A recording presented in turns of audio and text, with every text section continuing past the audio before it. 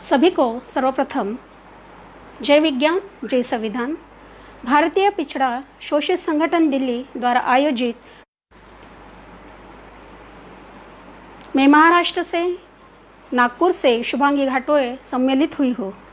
Lockdown के समय विचारधारा का आदान प्रदान होना, संगठन के माध्यम से देश के लोगों से बात करने का आपका जो आयोजन है वो बहुत ही प्रशंसनीय है। सर्वप्रथम मैं इस देश के सभी समतावादी मानवतावादी विचार रखने वाले जो महापुरुष हैं उनको मैं नमन करती हूँ। वैसे ही भारतीय पिछड़ा शोषित संगठन के सभी राष्ट्रीय और राज्य पदाधिकारी आप सभी को मेरा जय विज्ञान जय संविधान। आज के मेरे व्याख्यान का जो विषय है वो वीपी सिंह और ओबीसी ये है।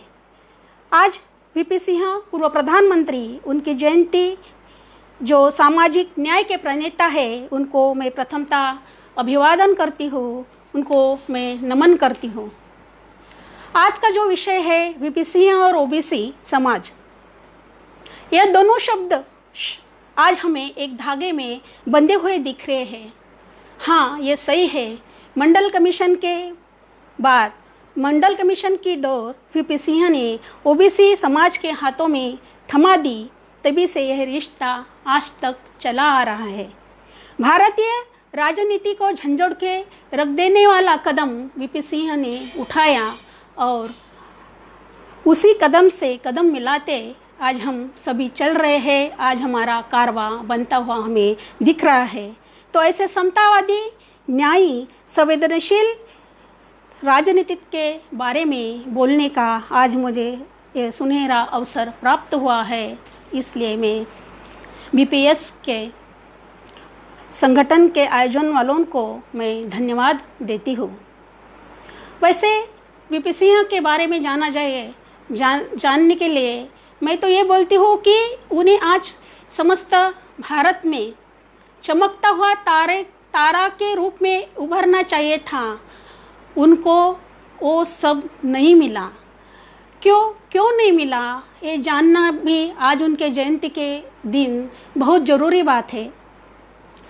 वैसे देखा जाए तो उनका जो जीवन है, उनका जो सामाजिक और राजकीय राजनीति है, वो पूरे 3 हिस्सों में हमें बंटी हुई दिखी। पहला जो है वो उनका जो काम है, वैसे तो उनका जो वो एक राजा के रूप में रहा है। उनको मांडा के राजा के रूप में जाना जाता है। तो वही राजा प्रजा के बारे में क्या सोचता है, उनको प्रजा के सुख दुख के साथ कोई है क्या, लगाव है क्या, ये देखना भी ज़रूरी है। वो अपनी प्रजा के बारे में शायद कम ही सोचते होंगे, लेकिन हमें आज वीपी सिंह इन सब में अलग से दिख रहे हैं। क्या बात है जो उन्होंने अपनी राजा की बागडोर को संभालते हुए अपने सामाजिक जीवन को उन्होंने शुरुआत करने के बाद में सामाजिक संगठन से वो जुड़े रहे, उच्च शिक्षा उन्होंने प्राप्त की। अगर वो सुप्रसिद्ध राजनीतिज्ञ नहीं बने रहते तो शायद वो एक साइंटिस्ट के रूप में भी हमें देखने को मिल जाते। अपने सामाजिक भागदौड़ में काम करते करते उन्होंने अपने जीवन काम कर दिए जो स्टार्टिंग में पहले थे, लेकिन वो काम भी आज के दौर में ज़्यादा मायने रखते थे। उनमें से एक जो उनका काम था भूदान, यानी जो वो शायद 1957 में उस संगठन में काम कर रहे थे। तो जो भूमिहीन लोग हैं, जो किसान हैं, उनके लिए उन्होंने अपनी ज़मीन दान में दे दी। ये बात भी आज के दौर में ज़्यादा मायने रखती है। फिर उनको वो अपनी राजनीति में आए। राजनीति में आने के बाद में वो कांग्रेस जो पार्टी है, उन्हीं के रूप से वो उत्तर प्रदेश में मुख्यमंत्री की डोर उन्होंने संभाली। वहाँ उन्हें ज़्यादा से ज़्यादा जो डकैत लोग हैं उनके खिलाफ अभियान चलाने के लिए उन्होंने अपना काम किया। अच्छी तरीके से उन्होंने वहाँ पर अपना काम किया। बाद में ऐसे करते करते वो मुख्यमंत्री बने। बाद में फिर वो वित्त मंत्री और रक्षा मंत्री भी बने। ये सब काम करते करते केंद्र सरकार में शासनकाल में वो वहाँ पर हो रहे करप्शन में जो उनको दिख गया, उनकी रक्षा में सौदेबाजी उन्होंने जो देख ली, कारपोरेट कंपनियां अपना काम निकालवाने के लिए जो करप्शन कर रहे थे वो उन्होंने देखा, तो फिर वो उनके विरोध में खड़े हो गए, डट गए। तो ये जो सब चल रहा था वहाँ पर, तो उनके खिलाफ एक अलग ही लोगों का खेमा जो बोलते हैं, ये सब जो हो गया, तो वो बात से वो वहाँ से अलग हो गए। उन्होंने अपना अलग जो पार्टी है, अलग जो उनके जीवन में ऐसे बहुत से चढ़ उतार आए। बहुत बार वो इन सभी के विरोध में डटकर खड़े हो गए। फिर वो उनका जो दूसरा पड़ाव है, उनके राजनीति और सामाजिक नीति का, जो सामाजिक न्याय की नीति के प्रणेता जो आज हम लोग उनको बोल रहे हैं, तो वो काम करने का मौका उन्हें दूसरी बार जब वो प्रधानमंत्री के रूप में आए तब उन्हीं को मिला। आते ही उन्होंने कुछ ऐसे ऐतिहासिक काम करते गए हो कि सभी देखते ही रह गए। उनका जो गठबंधन था प्रधानमंत्री के तौर के रूप में, वो बीजेपी के गठबंधन के रूप में वो वहाँ पर काम कर रहे थे, लेकिन जो उनका जो काम था वो बहुत ही चुनौती भरा था।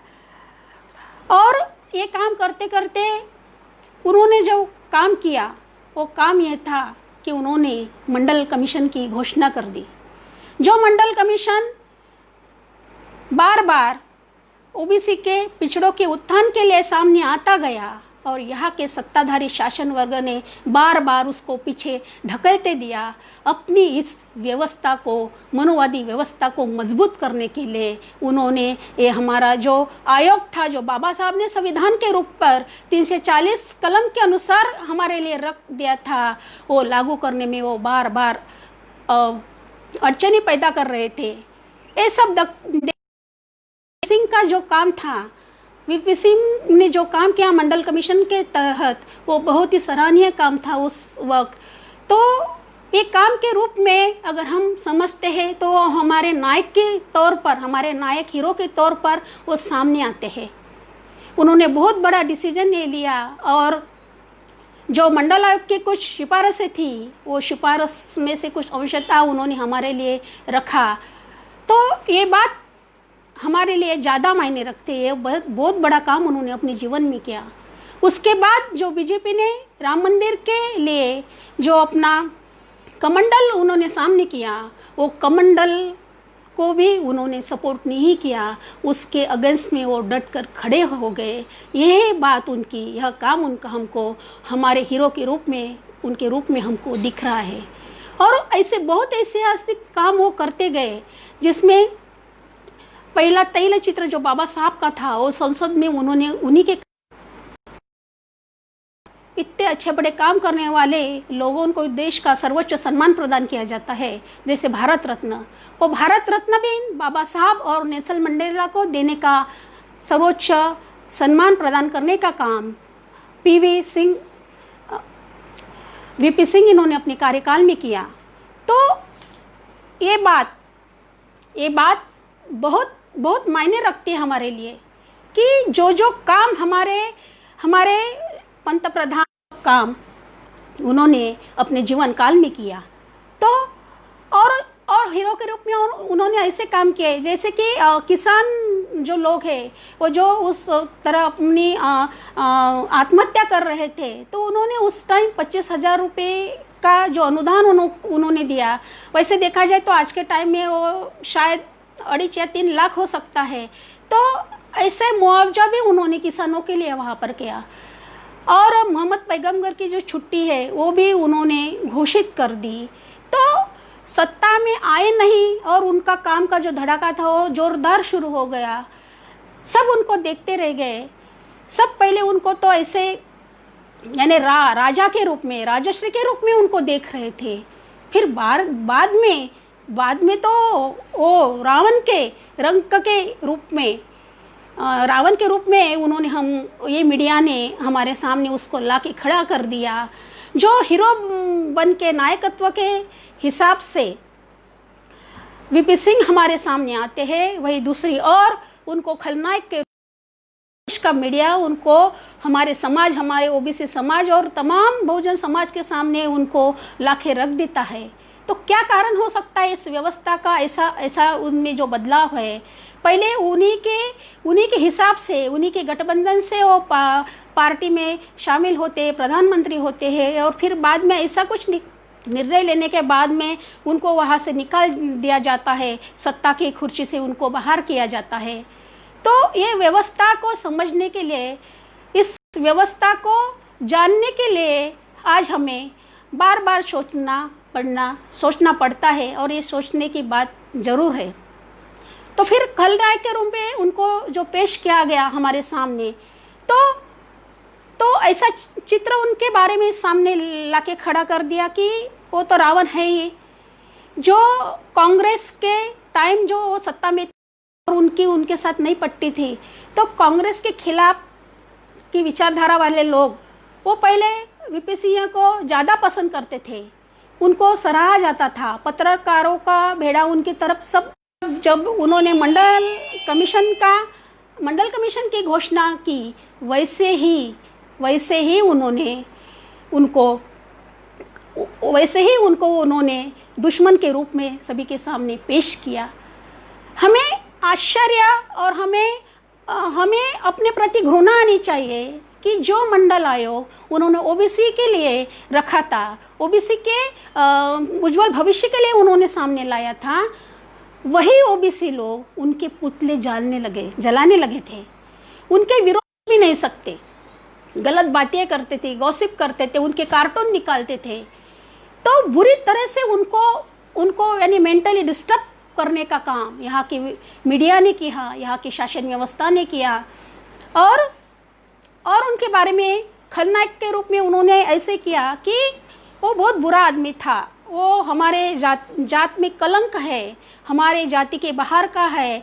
उनके खुद के जाति ने जो उच्च जाति से बिलोंग्स करते थे, तो वो जात से भी उनको निगेटिव मार्किंग मिल रही थी, और हमारे लिए जो उन्होंने काम किया तो यही से भी उनको निगेटिविटी ज़्यादा मिल गई।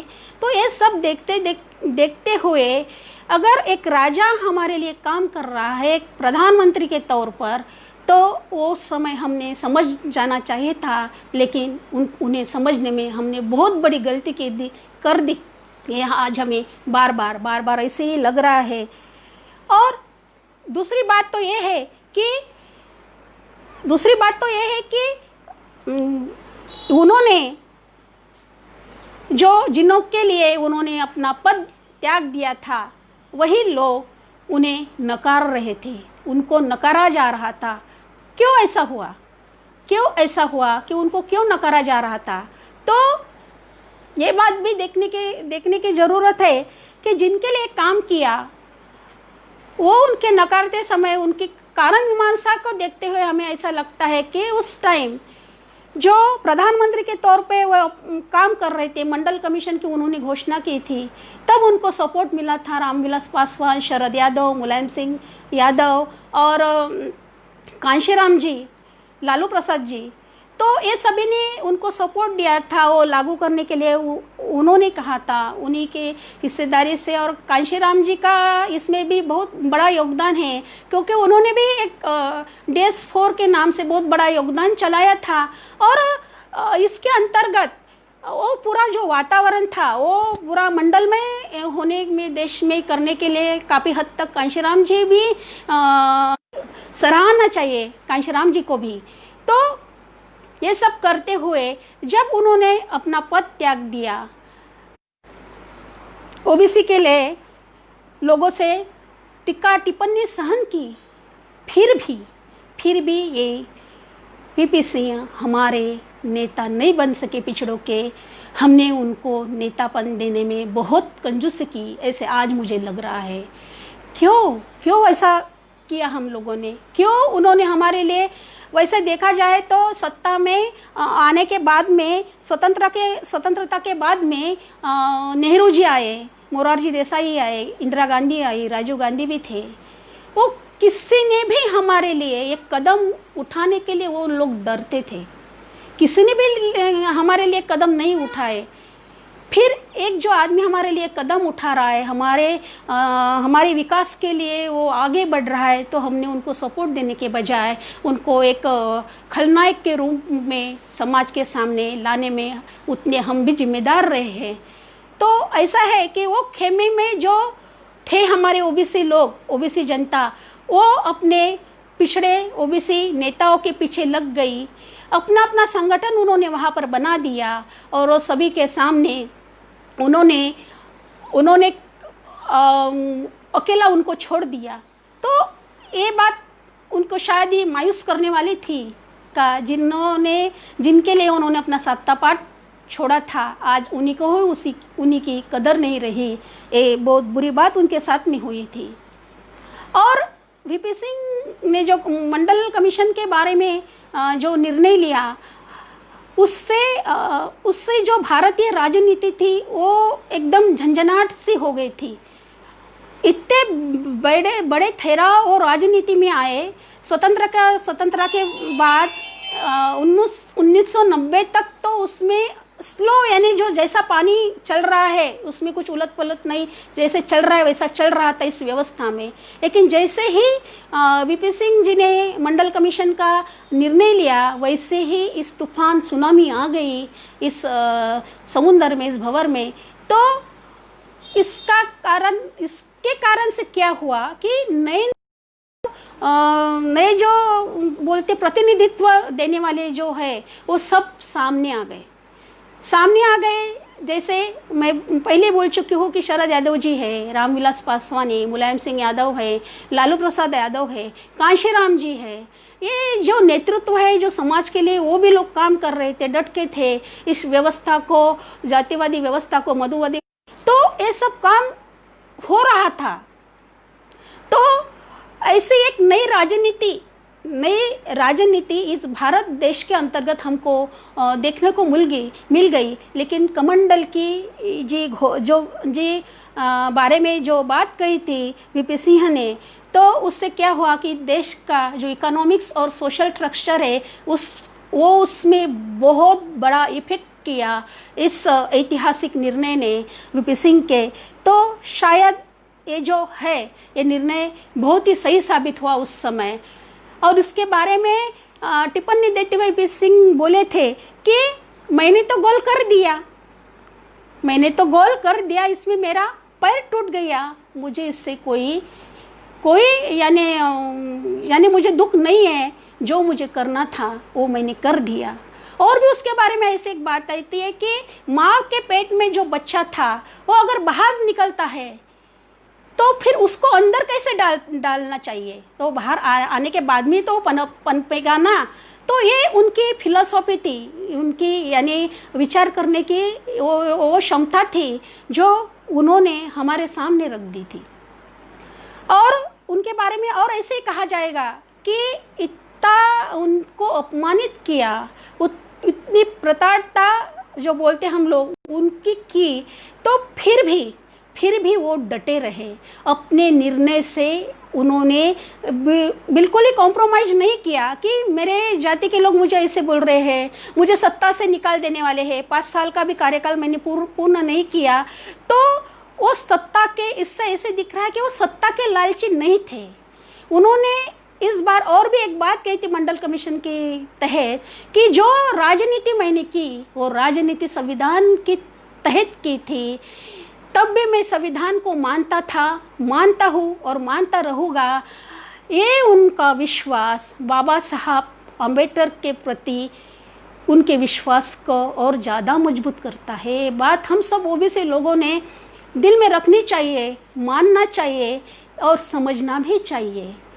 उनके बाद और वो एक बात कहते हैं कि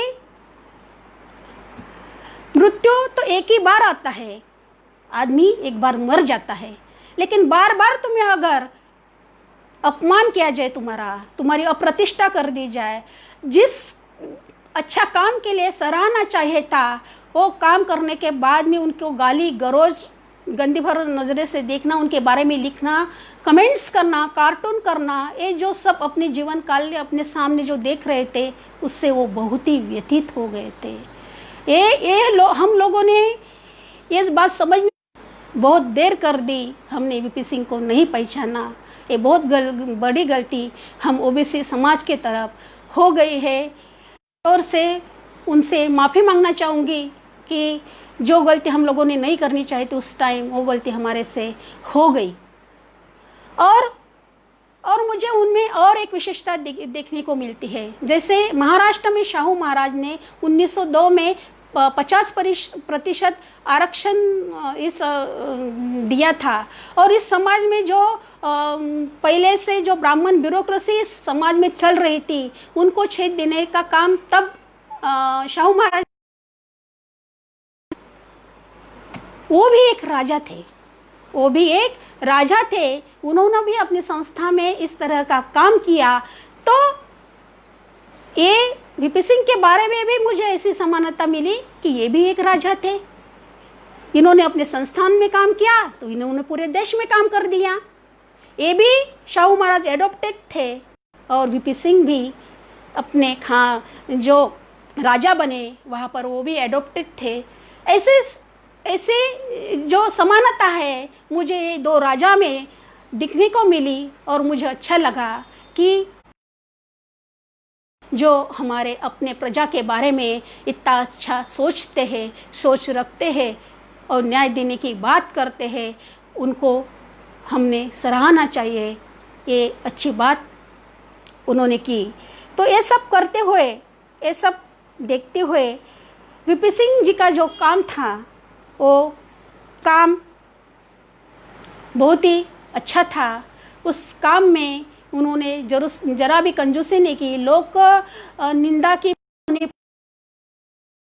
रहे।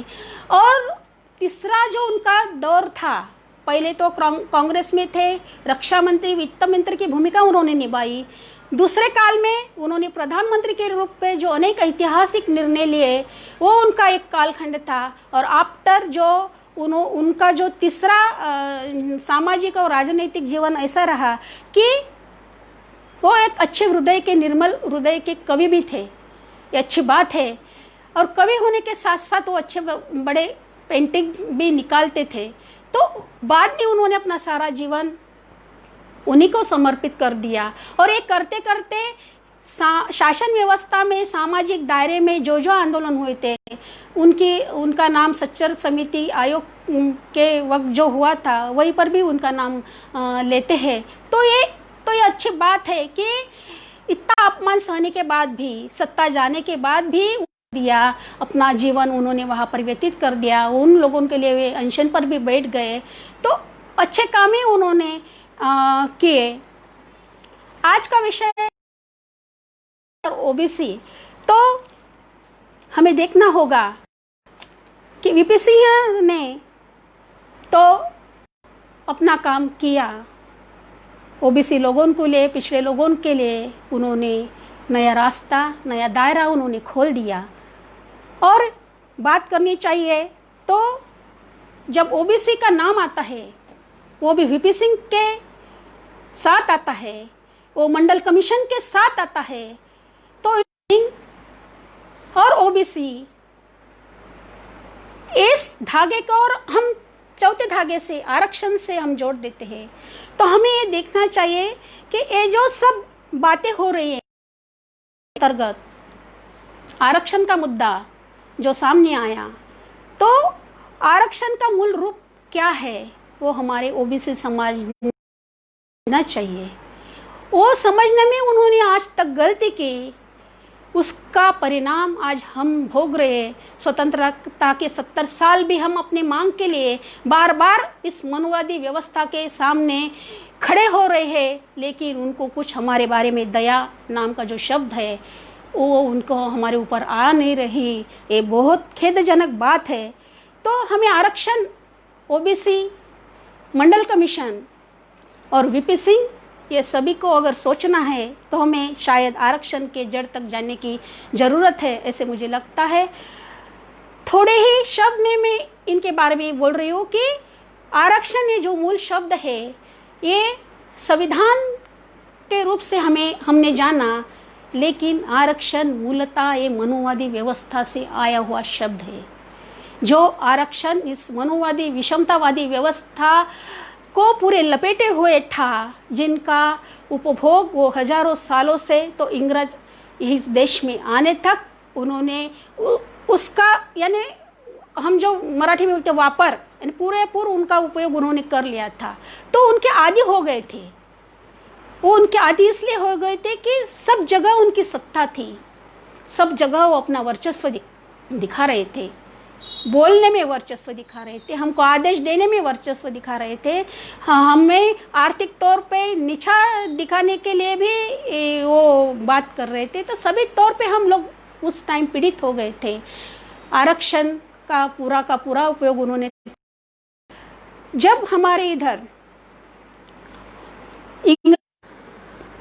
देखा इस देश में कि यहाँ पर सभी के सभी जो पॉलिसी है, सभी काम जो है, वो यहाँ के ब्राह्मण के कहने के हिसाब से हो रहा है।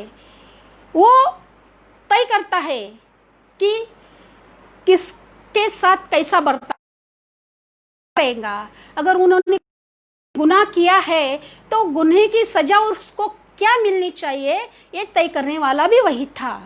तो इस व्यवस्था का, तो अंग्रेज जब आए तो उन्होंने ये सब परिस्थितियां देखी, कुछ ऐसी बातें उनको नहीं जची अंग्रेजों को, जैसे बाल हत्या है, विधवा यानी सती जाना है। तो ये सब जो रूढ़ी परंपरा थी उनको कायदे के अंतर्गत उन्होंने बंद किया था तब। तो इनको ऐसे लग रहा था इस समाज व्यवस्था के ठेकेदारों को कि जो ये अंग्रेज आए हैं हमारे संस्कृति में दखल अंदाजी कर रहे हैं। तो जो अंग्रेज शासन था उनको, उनमें भी दो गट हो गए। एक को ऐसा लग रहा था कि चलने दो ना भाई, जो इस व्यवस्था में जैसा चल रहा है उसे वैसा चलने दो, हमें इस देश में राज करना है, यहाँ पर व्यापार करना है, तो ये समाज व्यवस्था जैसी रहती है उनको वैसे रहने दो। और दूसरा जो एक अंग्रेजों का एक अलग खेमा था, वो अलग खेमे के लोग ये सोच रहे थे कि नहीं, ये इस देश में सब गलत चल रहा है। कि वो लोग यूरोप से आए थे, वहाँ पर स्वतंत्रता के बारे में उन्होंने देखा था, पढ़ा था, वहाँ का जीवन उन्होंने, वो वहाँ से आए थे तो उनको पता था कि स्वतंत्रता का मतलब क्या होता है, का उत्कर्ष यानी व्यक्ति का बढ़ जाना, उसका विकास होना उन्होंने देख लिया था। तो ये जो दूसरा वाले खेमे के लोग हैं इन्होंने अपोज किया। अपोज करने के बाद में ये बौखला गए। इनको बार बार लग रहा था, इनके लीडर तैयार हो गए थे, उनको सुराज्य नहीं चाहिए था, उनको यहाँ की स्वतंत्रता नहीं चाहिए थी भारत देश की, उनको स्वराज्य चाहिए था। ये जो शब्द है, ये शब्द हमको याद में रखना है क्योंकि यही जो शब्द है, जो शब्द अभी आगे चलकर मैं इसके बारे में आपको हूँ कि यही जो शब्द है स्वराज्य, अपना राज्य, हमारी भूमि, हमारा अधिकार, ये अबाधित रहना चाहिए, इसमें इनकी दखलअंदाजी हमें पसंद नहीं है। तो ये दखलअंदाजी के खिलाफ मद्रास प्रांत में जो ब्राह्मण ब्यूरोक्रेसी चल रही थी उसके खिलाफ वहाँ के अंग्रेज गवर्नमेंट ने यानी जो जॉब थे वहाँ पर बड़े बड़े पदों पर सब ब्राह्मण लोग जो बैठे थे, तो उनके खिलाफ उन्होंने काम किया। उन्होंने वहाँ जतला दिया कि आप नहीं बैठ सकते, इसमें दूसरे भी शामिल होना चाहिए।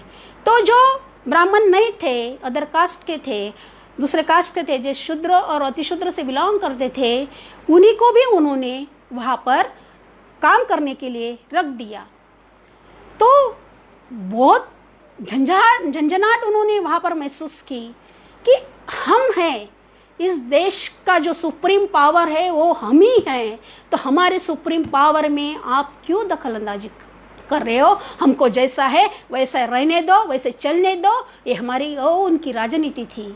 फिर भी अगर वो जो मद्रास प्रांत के जो इंग्रज गवर्नर है वो नहीं माने, तो उन्होंने वहाँ पर भर्ती कर दी, अलग अलग लोगों को वहाँ पर उन्होंने काम पे रख दिया। वो शायद 1856 की बात है।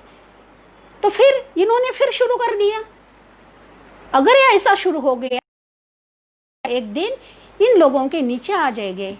तो फिर उन्होंने 1857 का जो बंड पूरे भारत देश में प्रसिद्ध है मंगल पांडे के रूप में, जिसमें उन्होंने ज़्यादा महत्वपूर्ण भूमिका निभाई है, तो उसको सांप्रदायिकता का रूप रंग देकर उन्होंने इतना बड़ा बवाल मचा दिया उस टाइम वो प्रांत में कि पूछो ही मत, कि इंग्रज आप यहाँ से निकल जाओ, आपकी पॉलिसी, आपको यहाँ रहना है, यहाँ पर काम करना है, व्यापार करना है, तो हमारे तौर तरीके से आपको काम करना पड़ेगा।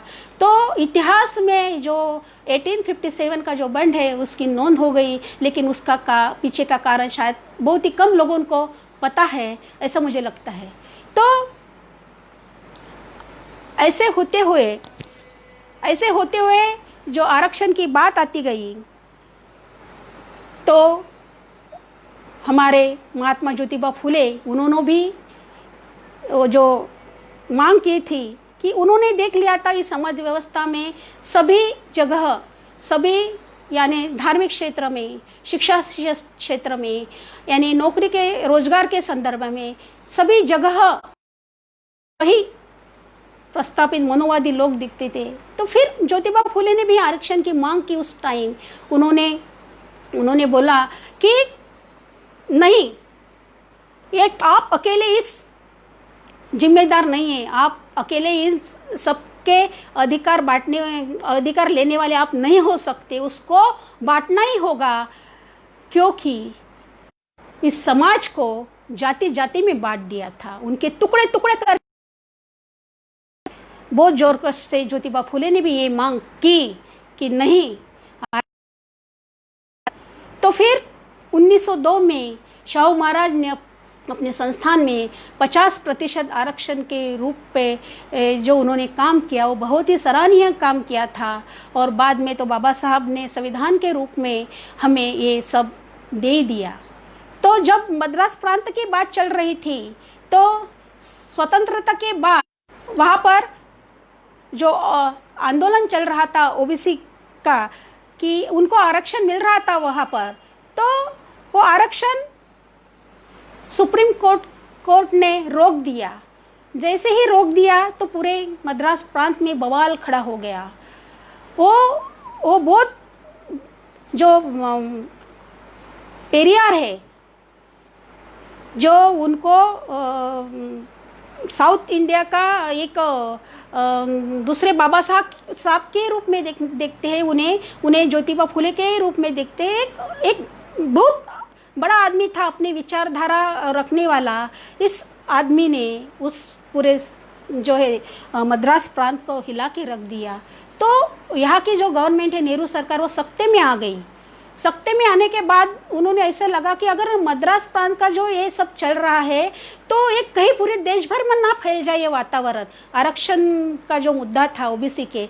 तो फिर उन्होंने एक आयोग बिठाया उस टाइम 1953 में, और उसके अध्यक्ष काका कालेलकर को रख दिया। काका कालेलकर ने भी पूरा अपना सर्वे किया, अपना रिपोर्ट्स तैयार किया, और वो पूरा का पूरा रिपोर्ट्स 1955 में सामने रख दिया नेहरू सरकार के। तो उन्होंने उस टाइम काका कालेलकर आयोग में कुछ प्रावधानता लिखी थी रोजगार के संदर्भ में। जैसे उन्होंने काका कालेलकर आयोग में क्लास फर्स्ट के लिए 25% आरक्षण होना चाहिए, क्लास 2 के लिए 33.3% आरक्षण होना चाहिए, और क्लास 3 और 4 के लिए 40% आरक्षण होना चाहिए। ये बात उन्होंने अपने रिपोर्ट में रखी, वो सुपुर्द भी किया। वो करने के बाद में उन्होंने अपना निजी खत लिखा, अपना मत उनको क्या लगता है वो सपत्र के रूप में उसको जोड़ दिया। और उसने वहाँ पर लिखा काका साहेब कालेलकर ने कि मैं इस जो आयोग है उस आयोग के खिलाफ हूँ, मुझे नहीं लगता कि ना चाहिए। देखा, नेहरू ने देखा, अरे बाबा ये तो सब ठीक है, हमारे फेवर में है, आप नहीं बोल रहे हो कालेरकर साहब, तो ये नहीं हो सकता। तो फिर जो आयोग, काका कालेरकर आयोग जो हमारे ओबीसी के उत्थान के लिए था, उन्होंने जो जातियाँ वहाँ पर रखी थी संगठित रूप से ओबीसी के रूप से, उनको उनकी हिस्सेदारी का काम। फिर 1978 में जब जनता दल की जो सरकार थी, वहाँ उनने अपना जाहिरनामा घोषित कर दिया था कि अगर हम सत्ता में आते हैं तो काका कालेरकर आयोग की जो सिफारिशें थी वो हम उनको पूरा करेंगे।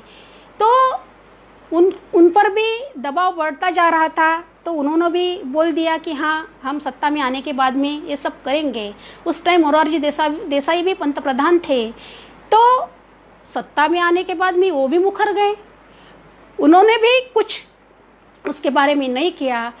वो बोले कि ये जो काका कालेरकर आयोग है अभी वो पुराना हो गया, तो उनके लिए अभी हम नई समिति गठित करेंगे। और उस नए आयोग का नाम उन्होंने जो उनके अध्यक्ष थे बीपी मंडल, बिंदा प्रसाद मंडल, जो बिहार के खासदार थे, उनकी अध्यक्षता में फिर नए रूप से मंडल आयोग का जो गठन हुआ।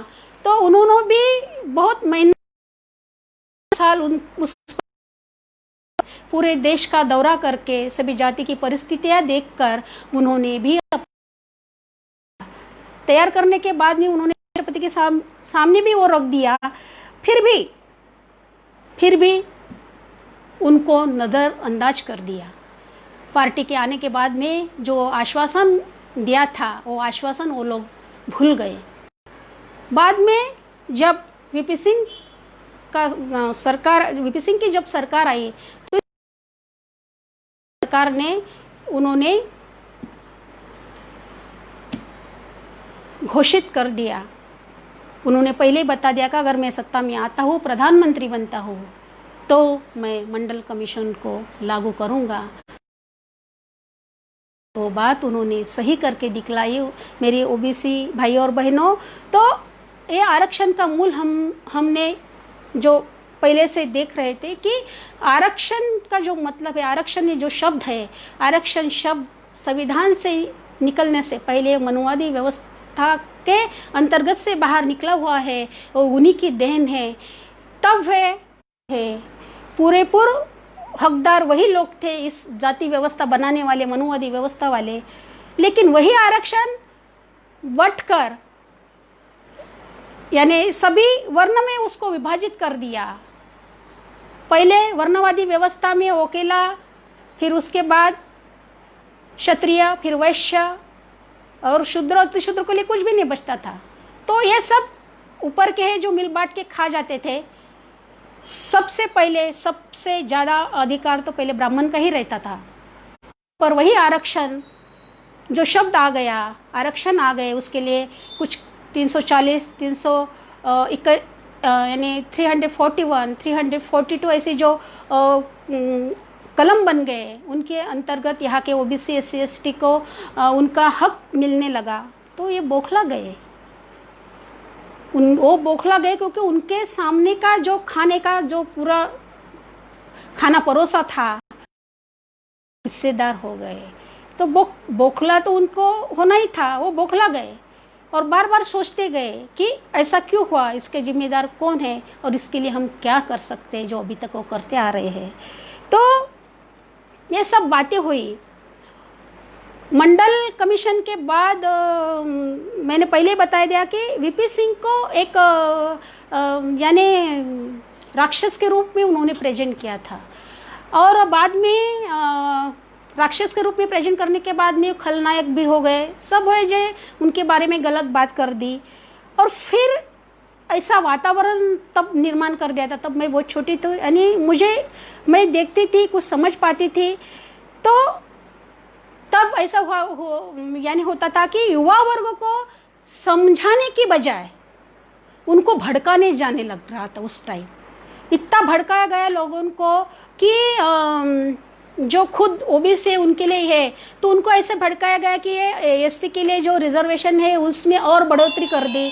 तो हमारे ओबीसी तो वैसे मेंटली प्रिपेयर नहीं थे, तो फिर उन्होंने बहुत यानी दंगा कर दिया। यूपी में शायद ज़्यादा हुआ था, बहुत दंगा किया था, यानी सब जगह आग लगा के रख दी थी, बहुत संपत्ति का उस टाइम नुकसान भी हुआ था। तो ये गलत बात थी, गलत वातावरण निर्मित थी उस समय, मनुवादी व्यवस्था हमारे लड़कों के लिए कर रहे थे। और दूसरी तरफ ऐसे लड़के थे कि वो उनके व्यवस्था के थे या नहीं थे ये हमको पता नहीं था।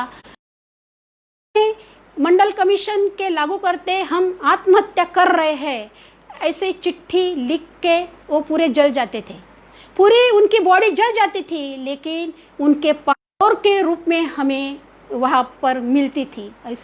ऐसा होता था। क्यों होता था? इसके पीछे किसका षड्यंत्र था कि आत्महत्या भाई वो कर रहा है, पूरा जल रहा है, तो फिर उसके यानी शर्ट के अंदर, पैंट के अंदर पूरी साबुत चिट्ठी मिलती है और मंडल कमीशन के विरोध में हम लोग आंदोलन कर रहे हैं, आत्महत्या कर रहा हूँ, ऐसी बात वो लिख के जाता है। तो ये बड़ी बात है, उस टाइम को समझ में ही नहीं आता था। फिर हम बहुत ही इमोशनल हो जाते थे ओबीसी लोग, किस लिए ये लागू किया? अगर बच्चे लोग इससे आत्महत्या कर रहे हैं, यहाँ पर दंगा फसाद हो रहा है, तो ये किस काम का? ऐसे हमारे बड़े जो लोग थे वो ऐसा विचार हमारे लिए करते थे। फिर ऐसे होते हुए जो दंगा फसाद हो गया, सब हो गया, तो आरक्षण की जब बात सामने आई तब उन्होंने कमंडल को खड़ा कर दिया मंडल के खिलाफ। यानी जो अडवाणी जी है उन्होंने पूरे देश में रथ यात्रा निकाल दी थी। यानी ये जो मंडल कमीशन है उनके जो फायदे 40 स्वतंत्रता के बाद 40 साल तक यानी 1990 तक हमको नहीं मिल रहे थे, वो मिलने वाले थे, शुरू होने वाले थे।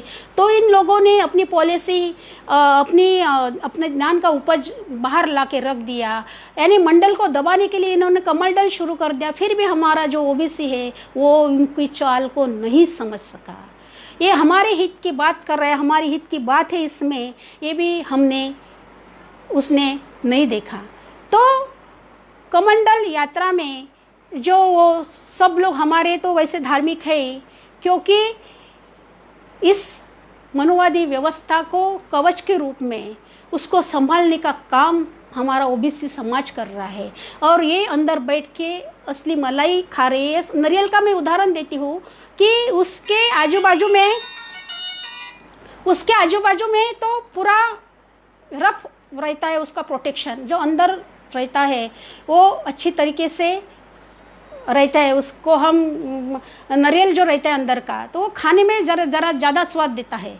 तो उसी तरह का काम हमसे कर रहे हैं यहाँ के जो प्रस्तापित लोग हैं। तो पूरे हमारे समाज को उन्होंने भड़का के रख दिया। हाँ, भड़का के रखने के बाद में उनके लिए कुछ काम नहीं रखा। तो फिर राम यानी बाबरी मस्जिद का भी मामला सामने आया। तो वहाँ पर भी उन्होंने बताया कि कोठारी नाम का लड़का वहाँ पर शहीद हो गया। उस टाइम मैंने ये नाम सुने थे, अरुण कोठारी वगैरह जो 2 भाई थे, तो उन्होंने अपनी जान दे ऐसा किया। वैसे कमंडल यानी मंडल को दबाने के लिए देखो इन्होंने क्या क्या निकाला, यानी राम मंदिर का मुद्दा निकाला, यहाँ पर उन्होंने बाबरी मस्जिद का भी मुद्दा निकाला। तो ये सब मुद्दे में सब जब इस्तेमाल हुए तो ये हमारी ओबीसी वर्ग के युवा लोग थे जिनका ज़्यादा से ज़्यादा उपयोग इसमें कर दिया गया। जब दंगा फसाद भी हुए तो ज़्यादा से ज़्यादा मरने वाले लोग ही हम थे। उनके ऊपर यानी जो गुन्हे दाखिल हुए थे वो भी हमारे ओबीसी के लोग ही थे कि जिसका खच्चीकरण, जिसका मरण उन लोगों ने प्रस्तापित करके रखा था। तो ये बुरी बात हमारे साथ हो रही थी। तो तब भी हम लोग नहीं समझ पा रहे कि ऐसा क्यों हमारे साथ ओबीसी लोगों के साथ हो रहा है। तो ये जो वीपीसी मंडल कमीशन ओबीसी और आरक्षण, ये जो शब्द है, ये जो 4 शब्द है, एक ही इसमें बंधे हुए हैं, एक ही इसमें से रिलेटेड है, ये हमने कभी जान ही नहीं पाया। और हर बार इसका दोष हम SC ST के ऊपर, क्योंकि वही ज़्यादा आरक्षण हमारा ले रहे हैं, सबसे ज़्यादा जगह पर वही लोग हैं, ऐसे हम बार बार वो हमको बताते रहे और हम भी ऐसे सुनते रहे कि हमको जल्दी मंडल समझ में नहीं आया, लेकिन कमंडल हम बहुत जल्दी समझ गए। यानी जो समझाने वाले लोग थे उसका ये इसमें बहुत ही बड़ा हथखंडा था, ऐसा मानना चाहिए। क्योंकि स्टूडेंट के बारे में हम बोलते हैं कि उसको ये बात जल्दी समझ में आती है, ये बात नहीं आती है, तो वो एक्सपेरिमेंट करते हैं हमारे ओबीसी के ऊपर। तो उन्होंने देख लिया कि भाई जो बात उनके फ़ायदे की है तो वो तो उन्होंने बताई नहीं, उनके विरोध में भी सब उनको बता दिया। मीडिया भी जो काम कर रहा है, अभी भी कर रहा है, जो लोकतंत्र का उसको चौथा स्तंभ बोल रहे हो, तो पूरा बिकाऊ मीडिया हो गया है। तो उस टाइम भी वही काम करता था, उन्होंने भी यानी बहुत भड़का दिया था हमारे युवा बच्चों को। तो उनको मंडल की बात समझ में नहीं आई, लेकिन कमंडल वो बहुत जल्दी समझ गए, उसके ऊपर वो हावी हो गए, वो बात समझ में आ गई। तो ये हमको देखना चाहिए था कि ऐसा क्यों हो रहा है इस व्यवस्था में, क्यों जिम्मेदार है हम सब लोग। हमारे युवा वर्ग तो समझ नहीं रहा था, फिर भी हमारे जो नेता लोग थे, जो बड़े लोग थे, जो कुछ विचारवंत थे, वो भी हमारे ओबीसी समाज को समझाने के लिए बहुत कम तहत से साबित हुए, ऐसे मैं समझती हूँ। और एक बात यहाँ पर याद रखनी होगी कि जो कुछ हमारे नेता उभर के सामने आए थे मंडल कमीशन के बाद में, जैसे मैंने नाम लिया था कि मुलायम सिंह यादव जी है, शरद यादव है, हमारे लालू प्रसाद यादव है, कांशीराम जी है।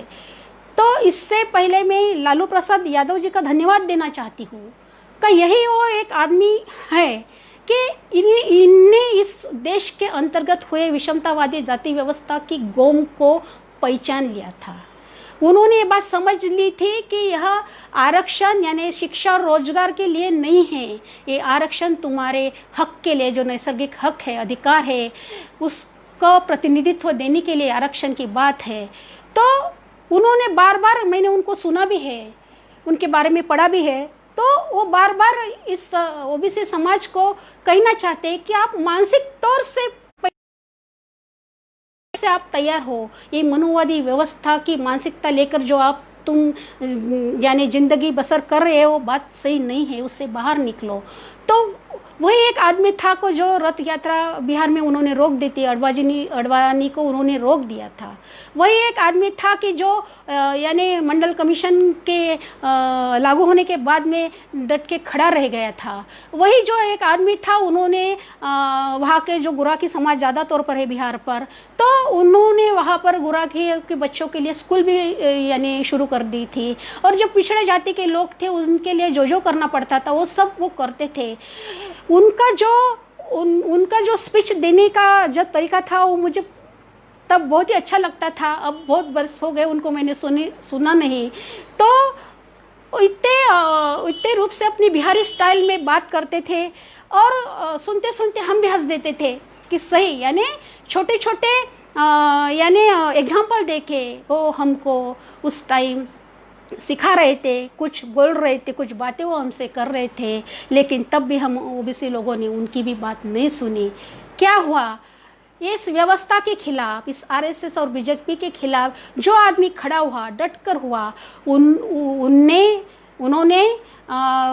कभी वो उनके सामने झुके नहीं। तो उनको क्या हुआ, तो उनके आखिरी इसमें उनको जेल हो गई, उनके चारा घोटाले में उन्होंने जेल भेज दिया।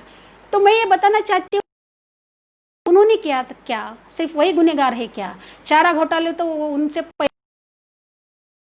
जिनके जिम्मेदार मिश्रा और तिवारी भी थे, तो वो क्यों छूट गए? अकेले हमारे ओबीसी के नेता लालू प्रसाद यादव को ही क्यों गुनहगार ठहरा गया था? उन्हीं को क्यों शिक्षा के तौर पर अभी उनको बाहर निकाल दिया, उनकी राजनीति ध्वस्त कर दी?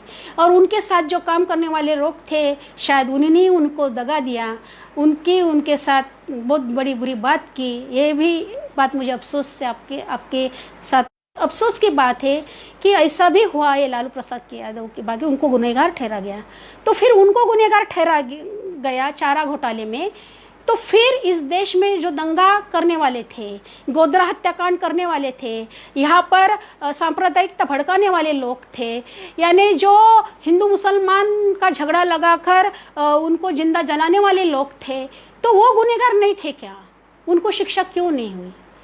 ये भी बात हमने सोचना चाहिए था कि वो आज इस मनुवादी व्यवस्था के प्रबल दावेदार के रूप में हमको आदेश दे रहे हैं, और जो हमारे हित के लिए हमारे बारे में बात कर रहा था हमारे लालू प्रसाद जी, तो आज वो जेल के इसमें बंदिस्त है।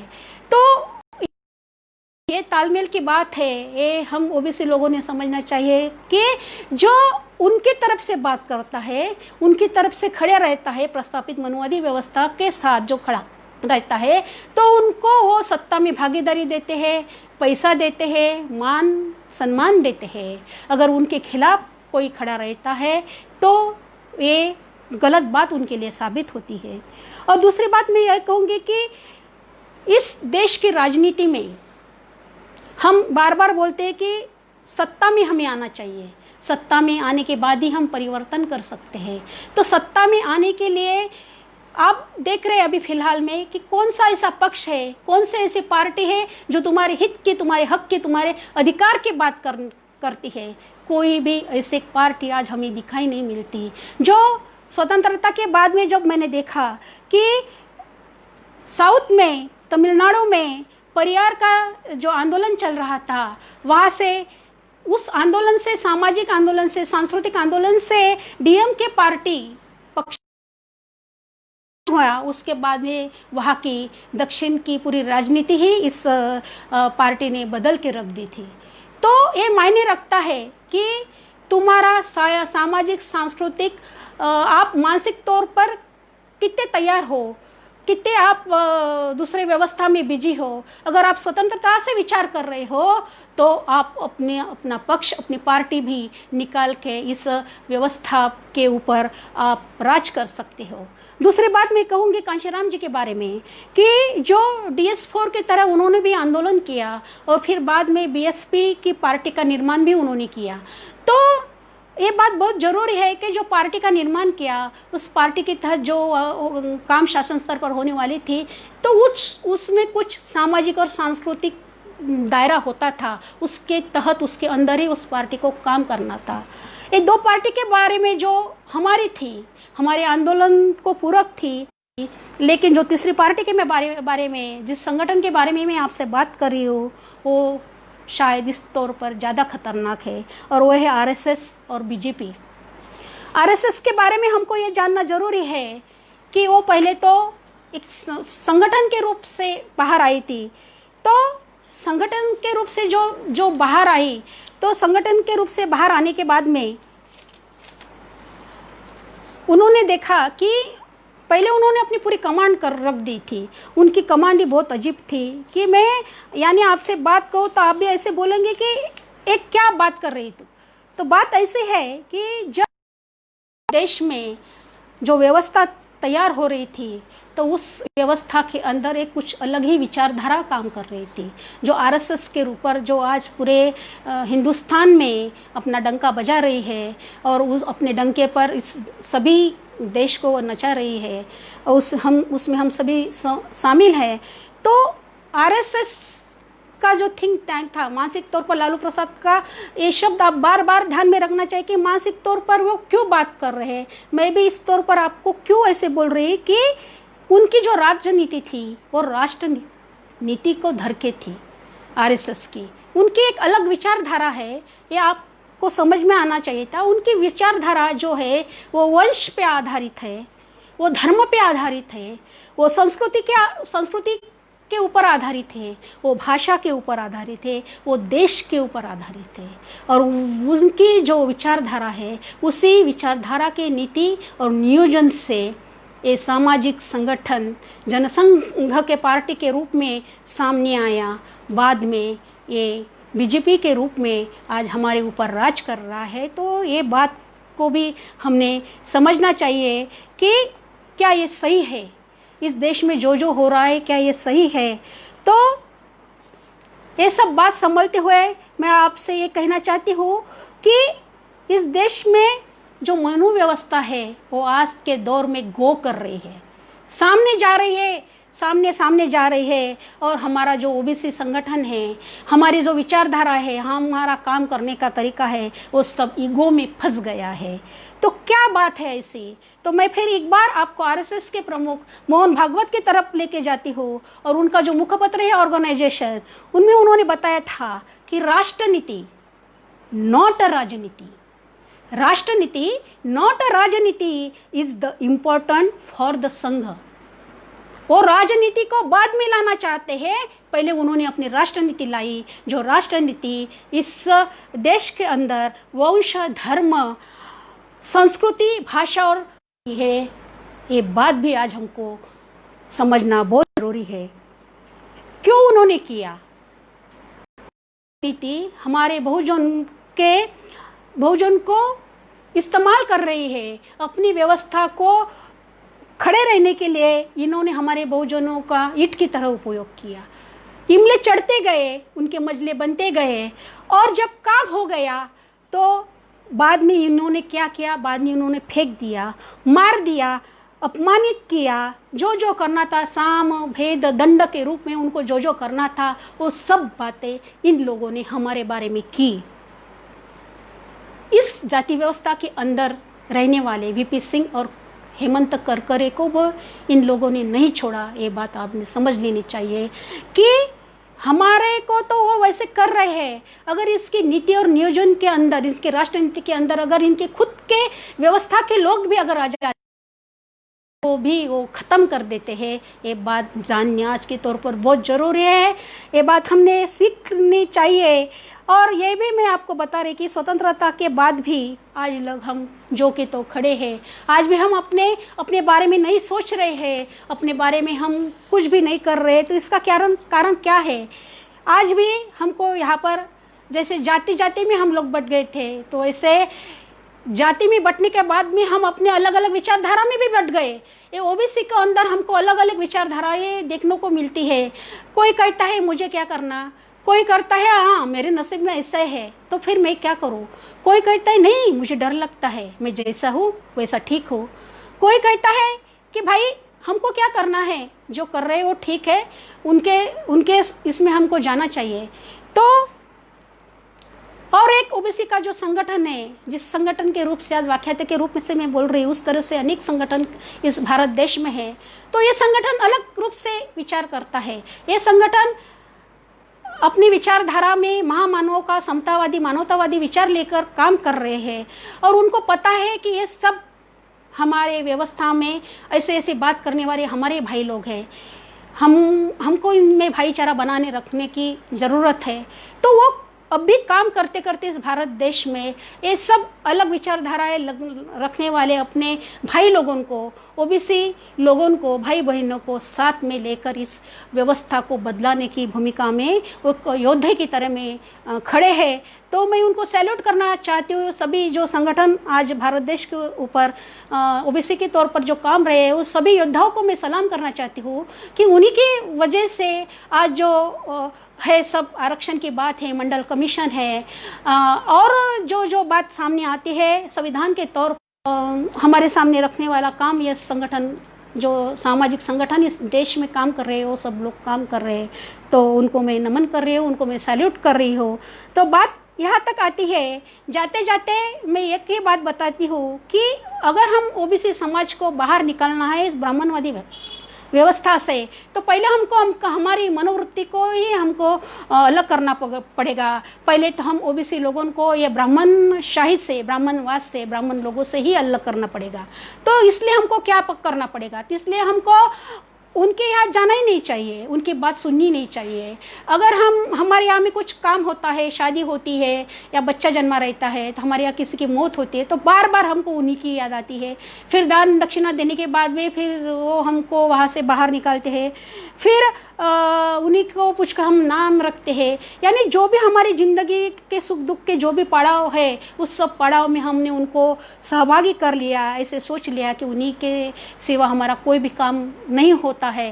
तो ये जो हमारी समझ है, जो मानसिक गुलाम के तौर पर हमने ये समझ अपने अंदर रखी है, तो ये समझ को पहले हमको बाहर करना पड़ेगा। तभी हम जो उनके साथ में खाते हैं, पीते हैं, उठते हैं, बैठते हैं, सब उन्हीं के साथ अगर हम कर रहे हैं, तो हम उनसे अलग नहीं हो सकते। तो हमको बहुत जल्द उनसे अलग होना पड़ेगा। एक नई विचारधारा, समतावादी मानवतावादी विचारधारा से को सहभागी करके उनके साथ हमको खड़ा होना पड़ेगा। और एक धोखा और भी है जो आपको मैं बता देना चाहती हूँ। नागपुर से हूँ, तो नागपुर में एक जो है आरएसएस का मेन जो है, यहाँ पर उनकी राष्ट्रनीति ज़्यादा तौर पर चलती है और पूरी भारत देश में वो लोग घुमाते हैं। तो उनकी राष्ट्रनीति के तौर पर 11 अक्टूबर 2016 को एक रेशिमबाग ग्राउंड है जहाँ पर उन्होंने दशहरा का प्रोग्राम रखा था। तो बहुत बड़ा फलक उन्होंने वहाँ लगा के रखा था। तो फलक पे उन्होंने कुछ लिखा था। वो लिखने की उनकी हिम्मत कैसे हो गई, उनकी हिम्मत बढ़ गई है। और हिम्मत हमारी वजह से बढ़ गई है कि जो पहले छिपे तौर पर हम पर हमला कर रहे थे, वो अब खुले आम हम पर अटैक कर रहे हैं। ये बात भी हमने समझ लेना चाहिए। तो वो जो फलक है, वो बोर्ड है, वहाँ पर उन्होंने लिखा था, कुरुक्षेत्र में फिर से होगा असुर शक्ति का पूर्ण विनाश, मन में परम विजय विश्वास। तो आपने सोचा है इन्होंने असुर किसको कहा? असुर यानी उनके संस्कृति के अनुसार, उनकी राष्ट्रनीति के अनुसार, उनके भाषा, वंश, प्रांत, देश सभी के अनुसार यहाँ उनका असुर का मतलब यहाँ के शूद्र और अतिशूद्र है। तो मेरे भाई और बहनों के आप समझो, वो आज आने के बाद में हमसे है और बोल रहे हैं कि तुम्हारा विनाश हम लोग करेंगे। तो इस व्यवस्था को बाहर निकलने के लिए हमको ये सब बातें जाननी ज़रूरी है और हमें जनगणना के रूप में भी उनको दबाव डालना बहुत ज़रूरी है। संविधान समीक्षा इस देश में प्रतिक्रांति का आरंभ है, ऐसे मैं मानती हूँ। जब जब इस देश में क्रांति हुई, तब तब प्रतिक्रांति भी उसी के साथ में हुई है। और आज जो संविधान के रूप में क्रांति, वही संविधान समीक्षा पुनर्विचार के तौर पर प्रतिक्रांति का प्रारंभ भी इस देश में होने वाला है। और इस सभी के घने दायरों में हम सब लोग आने वाले हैं। तो दोस्तों, आज वीपी सिंह की जयंती है। जिस मसीहा ने हमारे लिए अपने सर्वस्व को त्याग दिया था, अपनी न्यायिक प्रणाली को जीवित रखने के लिए उन्होंने अपने पद कुर्सी को भी उन्होंने हटा दिया था। सभी के टीका टिप्पणी भी उन्होंने सहन की थी, केवल ओबीसी समाज के लिए। तो आज उनके जयंती के उपलक्ष्य में मैं आपसे यही बात सामने रख रही हूँ कि कुछ तो मानसिक परिवर्तन, कुछ तो विचार परिवर्तन हम में अभी करने की बहुत ज़रूरी है। कि बहुत समय हमारा गया, अब थोड़ा ही समय हमारे पास है कि वो बताने में मैं बताती हूँ कि आरएसएस का जो राष्ट्रनीति का प्लानिंग है, वो तुम्हारे 50 साल 100 साल आगे के बारे में सोचता है। उनकी पूरा नीति नियोजन पूरा का पूरा तैयार है। तुम और हम कहाँ पर है? कुछ भी प्लानिंग में कुछ भी नीति नहीं है। हमारा पूरा का पूरा जो है, पूरा का पूरा खर्चा, पूरा का पूरा जो हमारी लड़ाई है, वो हमारे सिर्फ इस व्यवस्था के विरोध में, हमारे हक अधिकार की लड़ाई में भी व्यतीत कर रहे हैं। आगे की सोचने के लिए, आगे का विचार करने के लिए हमारे पास अभी टाइम नहीं है। बहुत ज़्यादा टाइम हमने खर्च कर दिया। तो आज उनके जयंती के उपलक्ष्य में मैं आप सभी से ये विनती करूँगी कि अगर आप उनको मसीहा मानते हैं, अगर आप वीपी सिंह को अपना यानी क्या बोलते हो उसको, कारवर यानी निर्माता जो बोलते हैं, उन्हीं की वजह से मंडल आयोग और ओबीसी का जी बात है वो पूरे देश में फैल गई, उसके बारे में सब जगह चर्चा होने लगी, बात होने लगी। तो उन्हीं की जयंती पर आज हमें उनको आदरांजलि अर्पण करनी होगी। उनको विचार को हमको और बढ़ावा देना होगा।